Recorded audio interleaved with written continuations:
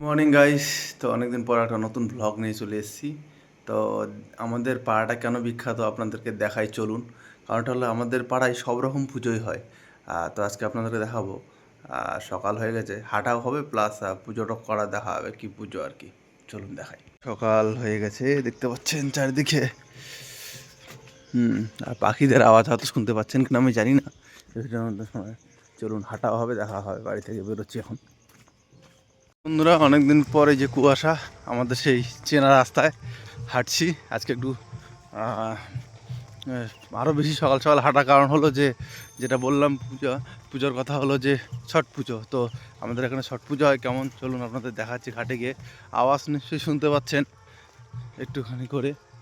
আর চারিদিকে কুয়াশা, খুব সুন্দর, এটা অ্যামেজিং। এখনও সূর্য মামা ওঠেনি। তো বন্ধুরা, হাঁটতে হাঁটতে ফাইনালি চলে আসলাম এই হাঁটার রাস্তায়। এই সাইডটাতে ছট পুজোর ঘাট হয়, আর ছট পুজো যারা দিবে তারা নেমে পড়েছে পুজো অর্পণ করার জন্য আর কি। আর এদিকে পুরো মেঘলা, সূর্য মামা এখনও ওঠে নাই।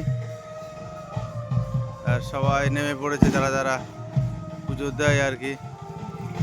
এই যে দেখতে পাচ্ছেন ছট পুজোর ঘাটটা কত সুন্দরভাবে সাজানো হয়েছে।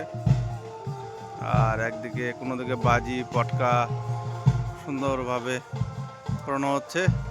এই পুজোর মাধ্যমে কিছুক্ষণ যখন সূর্য মামা উঠবে আর কি, তারপরেই জল অর্পণ টর্পণ করে তারপর এরা বাড়ির পথে রওনা হবে আর কি।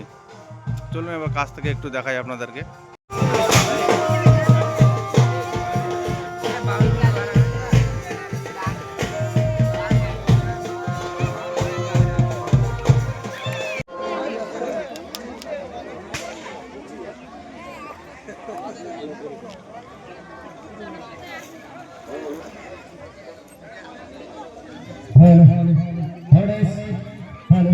অলরেডি সূর্য মামা উঠে পড়েছে।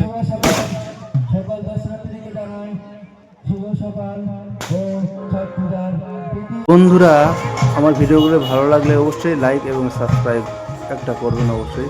সবাইকে অসংখ্য ধন্যবাদ, ভালো থাকবেন।